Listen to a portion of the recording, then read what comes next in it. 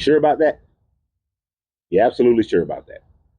Now, the last part of your statements, I do agree with. But you sure about that first part, that they've actually kept the words the same? I think you will find that if you did research about your book, you will find out that they have not kept the words the same, not even slightly. If you were to look at the ancient Hebrew in Isaiah, the word there that talks about a coming Messiah is a word that means young lady. It just means young woman.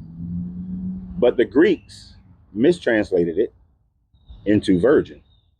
So the words have not remained the same. If you look at some of the writings from people like Origen in the 3rd century, one of the early church fathers, he said that he preferred the manuscripts that said that John the Baptist was baptizing in Bethabara instead of Bethany.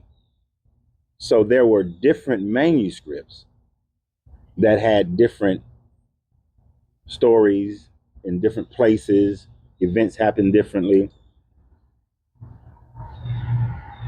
And when you study Origen, you'll find that there were many different variations within the different manuscripts that were floating around at the time. Remember, this is the 3rd century CE, so this is about 100 years, almost 100 years before the Council of Nicaea, certainly 100 years before the actual canonization of this book. So Christianity was still in this state where there were multiple manuscripts all floating around.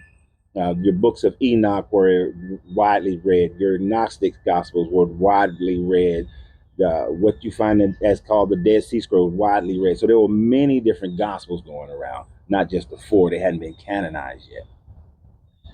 And so some of these bearing the same name, bearing the same Gospels, Origen talks about how they had different differences in them.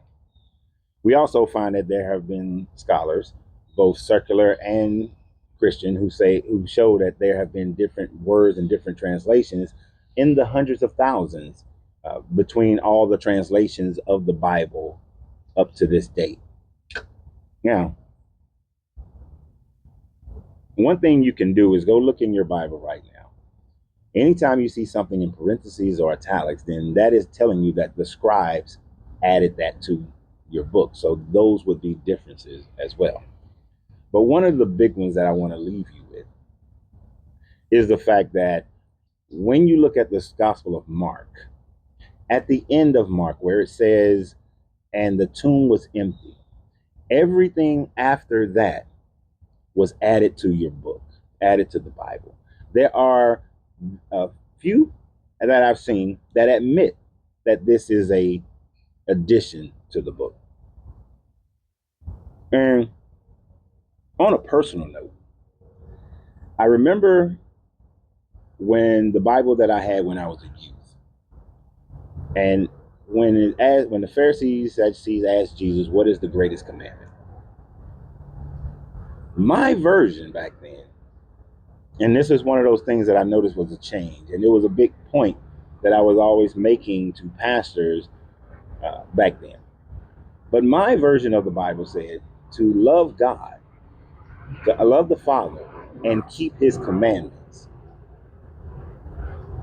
I since have noticed that in that part of Mark, Matthew, where it says that, they've taken out and keep His commandments. Now, there are other parts in the Bible that still has Jesus saying, keep His commandments. So think about that for a minute. But you have a great day. And remember always, you got to free yourself to be yourself, because your greatness is non-negotiable. Good journey, good vibration.